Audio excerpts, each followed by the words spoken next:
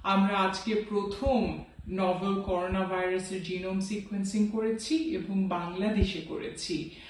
আমরা করেছি পুরো কাজটাই চাইল্ড হেলথ রিসার্চ ফাউন্ডেশনের ল্যাবরেটরিতে এবং পুরো কাজটাই কিন্তু একটা টিম এফোর্ট। আমাদের চাইল্ড হেলথ রিসার্চ ফাউন্ডেশনের অনেক মানুষ মিলে এক একটা ধাপ করেছে বলেই আমরা এই বড় কাজটা করতে সক্ষম হয়েছি।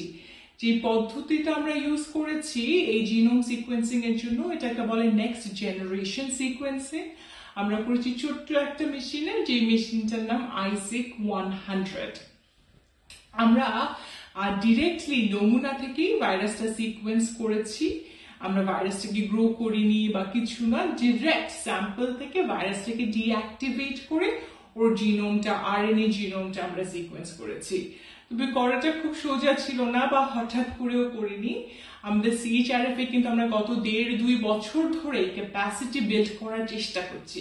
কারণ আমরা প্রায় শুনে থাকি বাংলাদেশ থেকে বা আমাদের মতো লো মিডল ইনকাম কান্ট্রি থেকে মানুষজন নমুনাগুলো বাইরে পাঠিয়ে দেয়, বাইরে সিকোয়েন্সিং হয়, ডেটাটা তখন ওদের হয়ে যায়, আমাদের থাকে না। এই জন্যই আমরা খুব চেষ্টা করছিলাম যে বাংলাদেশে এই ক্যাপাসিটিটা আমরা বিল্ড করব, যেন বাংলাদেশের নমুনা, বাংলাদেশের স্যাম্পল বাংলাদেশেই থাকে।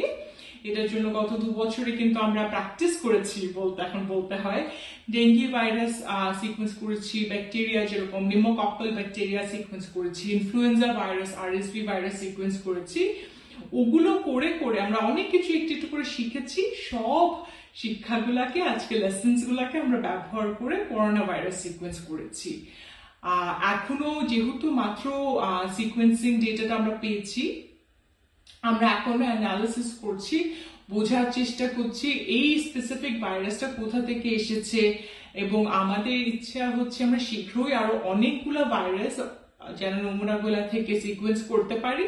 তাহলে আমরা কিন্তু বুঝতে পারবো যে ভাইরাসগুলো কোথা থেকে এসেছে, ট্রান্সমিশন প্যাটার্নস গুলা কি, এবং বাংলাদেশে কিভাবে ছড়াচ্ছে। একটা মানে ভাইরাসগুলো সিকোয়েন্স করা খুবই দরকার, কারণ আমরা জানি যে অনেক ভ্যাকসিন এখন ট্রায়ালে আছে, অনেক রকমের। এই ভ্যাকসিন গুলা যদি বাংলাদেশে আসে, আমাদের কিন্তু আগে থেকে বুঝতে হবে কোন ভাইরাসটা কোন ভ্যাকসিনটা সবচেয়ে ভালো কাজ করবে বাংলাদেশের জন্য।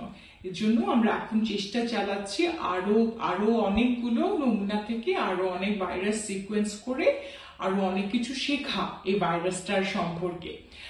আমাদেরকে অবশ্যই অনেক সহযোগিতা করেছেন, আমরা করতেই পারতাম না ডিজি হেলথের সহযোগিতা ছাড়া।